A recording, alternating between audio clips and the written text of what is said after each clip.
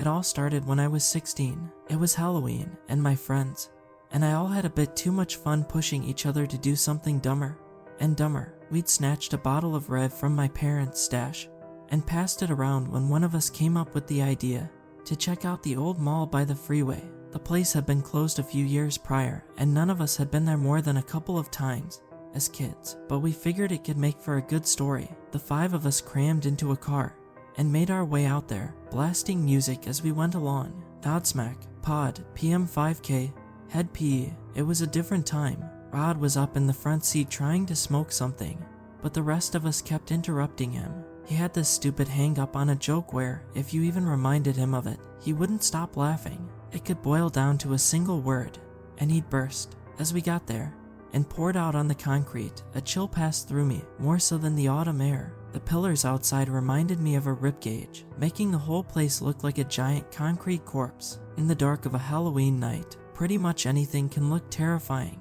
That's just where your mind wanders. We made our way in through a loosely boarded glass door. Stepping inside, all the light we had were our flip phones, and the moon slipping in through the skylight. I'd been in that mall a handful of times over the years, but what I was seeing there and then was something different. Without the people and the ads and the billboards and the stalls, it was just a husk, something left behind. Still, we found a bunch of stuff.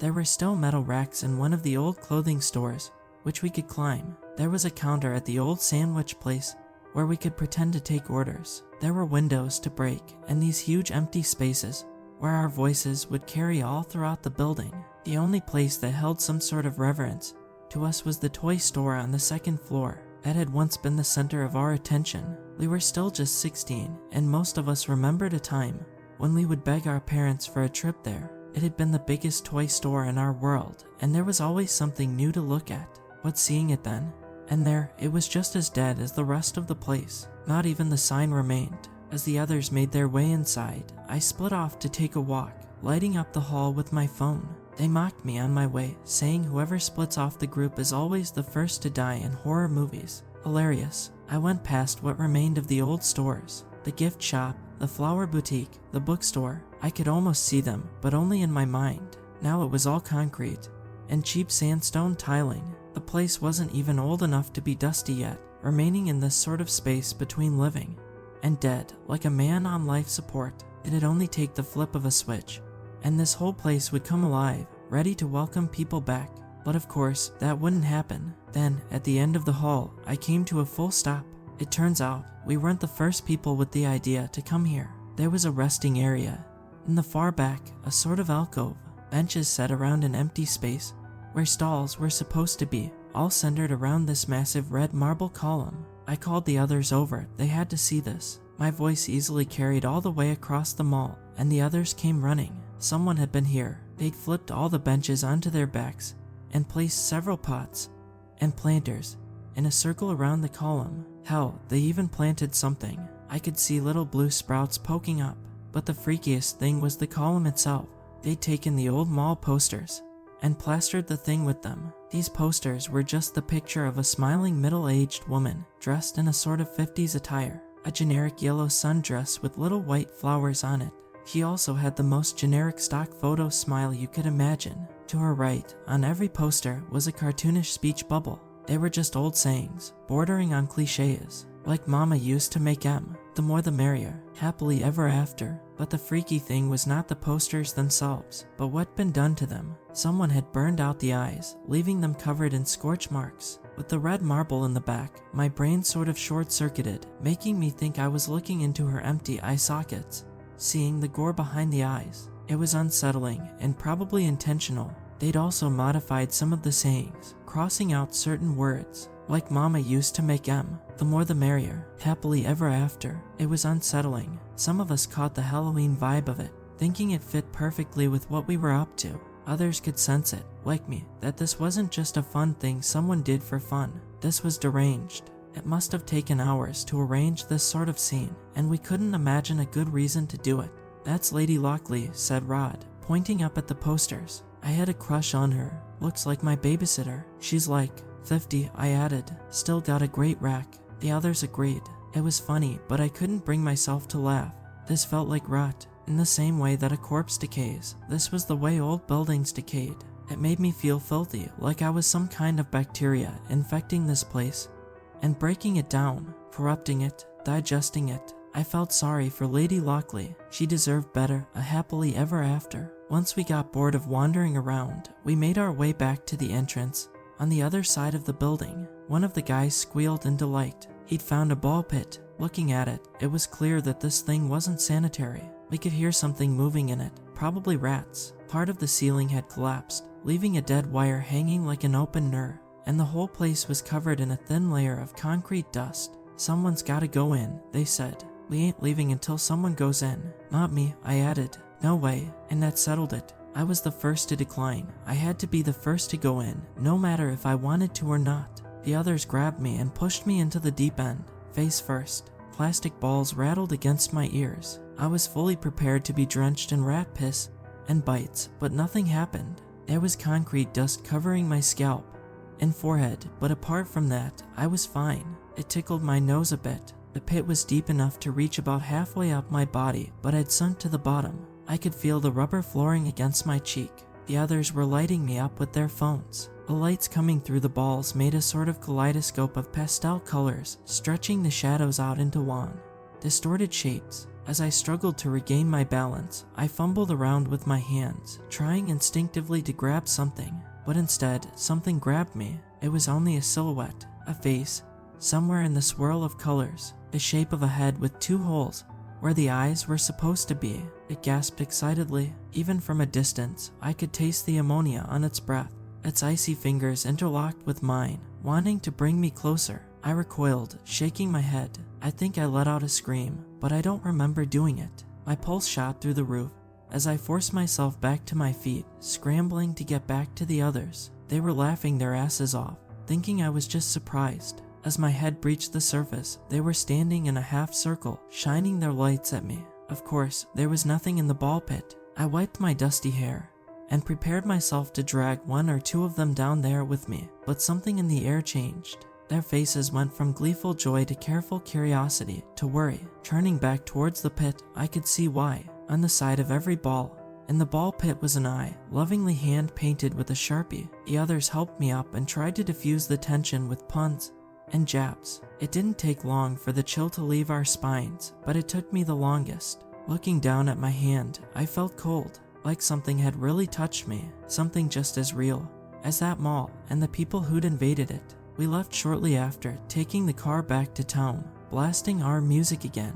We filled the rest of the night with more stolen wine, games, dares, and laughs, but something in me had changed. I couldn't let go of that image of Lady Lockley and the red marble in the back of her head. Through every chuckle and every smile, that feeling held me back. Something had changed, forever. That night, as I slept on Rod's couch, I watched the moonlight cast a shadow on the opposite wall. The cross of the window shaped the light into 4 perfect squares. As I lay there, half drunk and half sleeping, I imagined them as little television screens, each showing whatever came to mind. Old memories, dreams, hopes. But every made-up show I imagined always ended the same way, with the mental image of a middle-aged 1950s housewife, her dead smile, a southern drawl, and the red, infected cavity in her skull where her eyes ought to be. The next day, it all felt like a bad dream. Some of the guys were hungover, and most of us just made our way back home to sleep it off.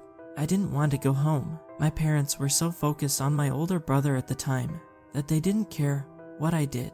He was the one with the problems. I could get away with pretty much anything. Being gone for a day was nothing compared to a heroin addiction. Still, I had to get back home. Much like expected, my parents weren't around. They'd left a note to say there were some leftovers in the fridge, and that I could call them if I needed something. But that was it. I had never once called them on that number. Making my way up to my room, I stopped. We have these 2 windows at the top of the staircase, with 2 knobs in the middle. For a moment, I imagined those 2 knobs as little eyes. I could imagine them blinking all throughout the day and the next. This would become a repeating pattern. 2 coins on the counter could send a shiver up my spine. The rings of a scissor grip would make me think of those gaping eye sockets. 2 soda cans, with their pull tabs standing at attention, brought me the same image. Every combination of 2 circles, spheres, or rings, it all forced that image back into my head. that joyless smile of Lady Lockley and her icy fingers interlocking with mine, bringing me closer. It came to a point where people started to notice. For example, when I had dinner with my parents, they had a beer each. The bottles were right next to one another, and the top of the bottles formed these two holes. It took me a while to notice, but when I did, I couldn't stop thinking about it. It physically made me itch, and I had this intense need to separate them. Once I did, the two of them just looked at me, not a word spoken. I tried to ignore it. I reorganized my space to make sure there was nothing around to remind me, but every now and then there'd be something. It could be something as little as two people passing on the street, and their heads reminding me of floating eyeballs. But it got worse. Once, as I stepped out of the shower, I spotted myself in the mirror. Even seeing my own eyes looking back at me sent me into this spiraling anxiety. I could imagine myself eyeless, with that infected red cavity in the back of my skull. I could see it. I could see it to the point where I convinced myself that it was true, that I had no eyes to begin with. My eyes would close, and I couldn't bring myself to open them. I would try to pry them open with my fingers, kneeling on the cold bathroom tiles, but it wouldn't work. Nothing would. Come on, I'd cry, come the hell on, but it just wouldn't work. It was so infuriating that it tickled the back of my brain into a joyless smile, the same kind of smile that Lady Lockley wore on those posters. No one else was suffering from this. I had no one to talk to, and no one would understand why I was feeling that way. It was impossible to describe, and to a group of guys who mostly talked about women and games, there wouldn't be much interest in mental health. So I decided I'd do something about it myself. Much like exposure therapy, I had to go back. I was going to tear down every poster, set fire to the ball pit, and prove to myself that there was nothing to fear. I was going to destroy it, and with it, Lady Lockley. I was going to break those icy fingers and stare into her eyeless face, unflinching. I had this crappy moped that I'd saved up for one summer. Enough time had passed for the first Minnesota snow to fall, so I had to be careful not to slip and slide. I loaded up a backpack with all kinds of destructive tools. I didn't even bother to read the note left on the kitchen counter this time. No one else was going to fix me, so I had to do it myself.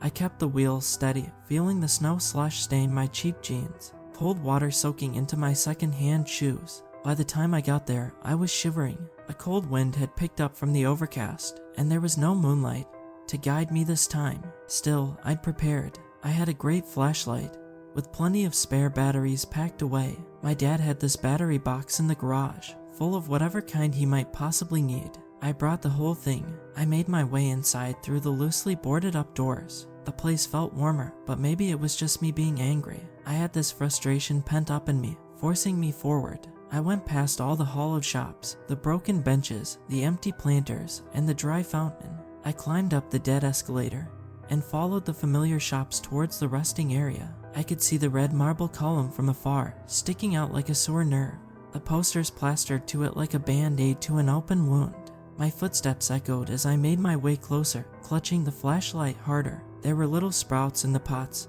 and planters now, some with a little blue bud, others had barely poked through the dirt. One had grown quite tall. There were more posters now. Some had been stuck to the walls, others lay strewn about on the floor. Someone had been there recently, I could tell. A few chairs from one of the downstairs restaurants had been dragged up there and smashed, forming a kind of plastic half circle across the floor. It didn't matter to me. This was all going to burn either way. I put down my backpack and brought out a bottle of gasoline. My dad always kept a spare can in the garage, but I didn't want to bring the whole thing, so I just filled up 3 plastic bottles instead. I unscrewed the top and just started chucking it at the column, tainting the posters. They were made with some kind of plastic that didn't react well to gasoline, making part of the ink melt a little, making Lady Lockley's smile into a frown, and then a garbled mess. I went all around the column, using 2 of my 3 bottles. It was messy, and I got a whole lot of it on clothes. I would have to wash it when I got back.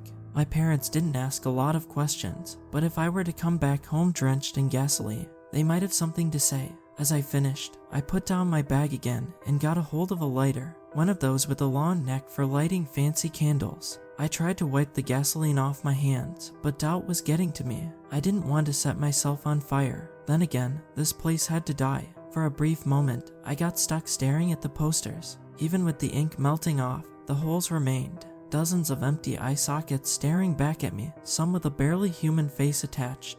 Some were relatively unscathed, still carrying the various slogans and sayings of Lady Lockley. There was even a fully intact happily ever after poster smiling back at me. I put away my flashlight, letting the darkness of the place overwhelm me. The overcast was doing me no favors. I held the lighter up, inched closer, and clicked it. A single light in the dark. But something was wrong. A chill worked its way across my right cheek, making me squint. Then, a breath of air. A light disappeared, and my nostrils were assaulted by the sudden smell of ammonia. And right behind me, grazing my cheek, was something cold. Something that was gently placing its fingers on my left shoulder, inching up towards my neck. I bent down, snatched up my flashlight, and turned around. The cone of light swayed back and forth, finding nothing as I backed away. My feet were stepping on their own, seemingly out of my control. My lungs felt stiff, like I couldn't push any air into them. There were puffs of smoke with every little forced, panting breath. I wasn't alone. I didn't even think about how far I backed up until my back hit the red marble pillar. I just stood there, frozen. I could feel the eyeless holes turning towards me, judging me, waiting for me to turn around. Something was running down my arm. It made its way all the way to my fingers. I looked down, only to see fresh blood. Droplets formed at the edge of my fingertips, pulling up and dropping to the floor. The back of my head felt wet, same with the back of my pants and jacket. I carefully stepped away and turned to face the pillar. Blood. It wasn't just red marble, it was bleeding. The gasoline had made the posters slip off, falling to the floor one by one, leaving the pillar raw and unprotected. Little pools of blood ran across the floor. It was so quiet, just little tips and taps of drops hitting the floor, mixing with the echoes of my breathing. I could hear the battery in the flashlight rattling as my hand shook from the cold, and in the distance, a hiss. My ears homed in on the sound, a whisper coming from one of the nearby stores. Put them back. I just stood there, trying to comprehend what I was hearing, what it was demanding. Then, from another store across the mall, a louder sound. Put it all back. And from a third store, an old fast food kitchen. Put me back.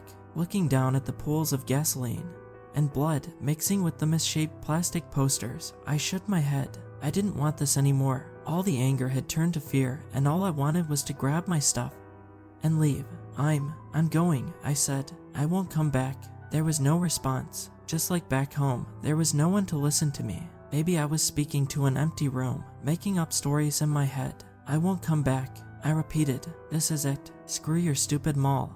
And screw whatever game you think you're playing. I won't. I suddenly choked on my breath. I could see them in the distance. Human shapes stepping out of the storefronts, all with the same cheerful yellow dress, the same hair, the same smile. Then, something grabbed me. It wasn't like the first time, where icy fingers daintily slipped into my hand, but something violent, angry, nails digging into my scalp, grabbing a handful of my hair, forcing me forward with a dead man's cramped grip. I went from standing, to kneeling, to having my face pressed into the floor in a heartbeat.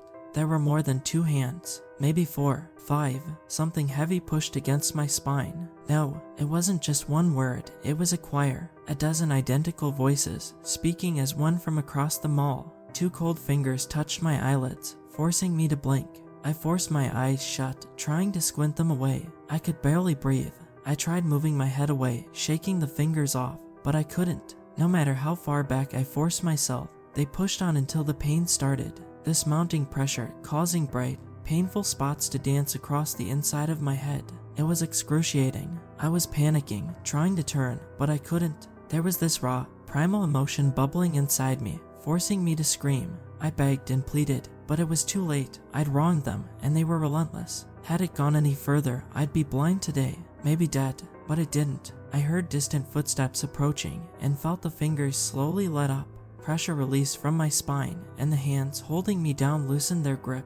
I slowly opened my eyes, blinking away the spots of pain, only to see a man. He had a flashlight of his own, casting deep shadows on his wrinkled face. He must have been in his early 60s, and was dressed in some kind of maintenance getup.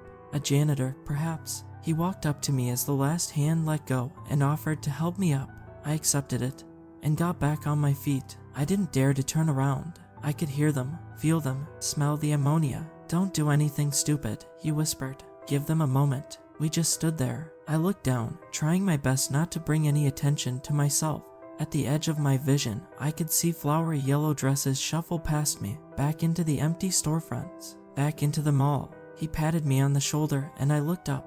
The last silhouette slipped into an old outlet space, leaving the two of us alone. He got some blood on his hands from touching my shoulder and wiped it off on his legs. He stepped back to pick up something he'd brought, a stack of posters and a toolbox. Walking up to me, he had this almost apologetic look on his face. "So she picked you too," he sighed. "That makes, what, 4 of us, using a bucket and a still working hose in the back. We got enough water and soap to clean the pillar a bit. It had stopped bleeding, coagulated in a way. We ended up putting up new posters, still with the eyes burned out. She likes them this way," he said. "The kids always did this to the posters, long before the place closed. She thinks they're supposed to look like this." We spent some time collecting scrap and piling it into a circle around the pillar, and drawing eyes on various white surfaces. She doesn't have any eyes of her own, so she needs us to give her some. We spent hours just wandering around, touching up the place, watering the plants, cleaning up the gasoline. The Lady Lockleys seemed